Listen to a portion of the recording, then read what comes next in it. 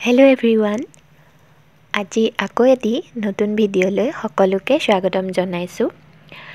আজিৰ ভিডিঅ'টোত মই দেখুৱাবলৈ লৈছো এটা খুব মৰম লগা হেণ্ড এমব্ৰয়ডাৰী কৰা দৰা বৰণৰ গাৰু কভাৰ দেখুৱাবলৈ লৈছো। মানে আচলতে আজি আপোনালোকে এটা খুব মৰম লগা গাৰুৱাৰ বনাবলৈ শিকিব পাৰিব। যিহেতু মই প্ৰথমে মই এই ৰিবন মই কি বস্তু লৈছো এই গাৰু কভাৰটো বনাবলে আপোনালোকে নিশ্চয় দেখিলে। এতিয়া মই প্ৰথমে এনেকৈ DMC সূতাৰে 5ডালকৈ এনেকৈ চিলাই লম। তাৰ পাছত এয়া দেখিছেনে মই এনেকৈ ৰিবনডাল ঘূৰাই ইয়াতে এনেকৈ এয়া দেখিছেনে মই এনেকৈ এডাল এৰি আনডালত এনেকৈ সুমুৱাই গৈ থাকিম। তেতিয়া দেখিব এটা খুব ধুনীয়া গোলাপ ফুলৰ আকাৰত এটা ডিজাইন হৈ গৈছে।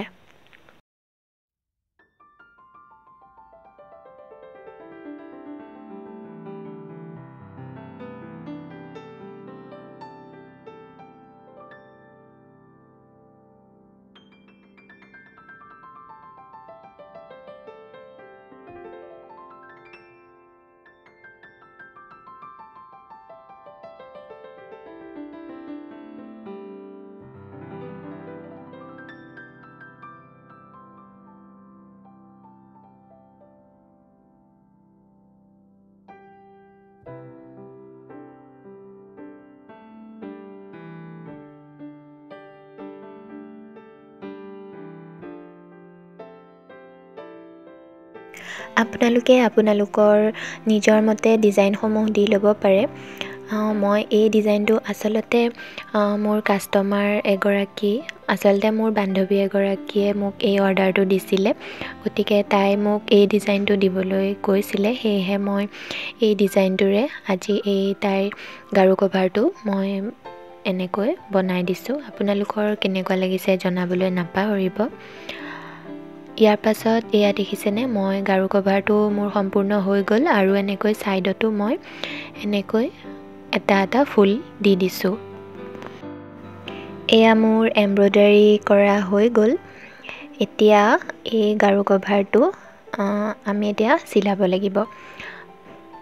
এয়া দেখিছেনে মোৰ গোটেই ফুলখিনি এমব্ৰয়ডাৰী কৰা হৈ গ'ল। এতিয়া আহকচোন গাৰু কভাৰটো চিলাই লওঁ।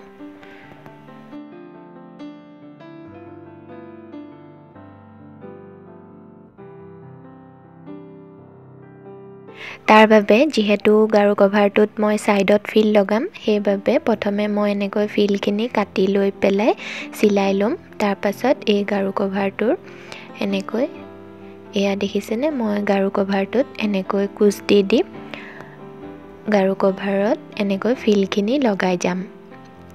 ফিলখিনি লগোৱা হোৱা পাছত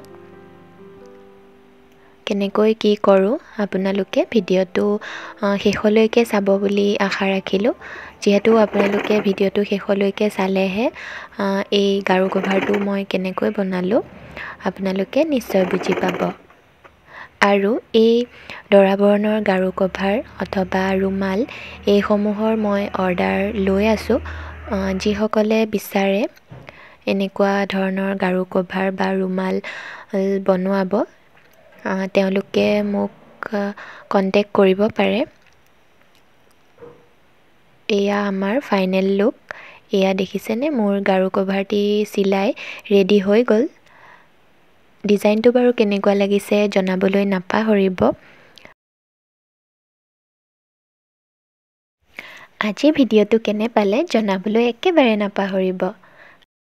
আৰু যদিহে মোৰ ভিডিঅ' আজি প্ৰথমবাৰ কোনোবাই চাই আছে তেনেহ'লে মোৰ চেনেলটো ছাবস্ক্ৰাইব কৰি দিব।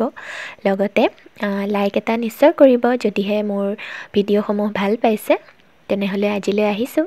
Bye bye.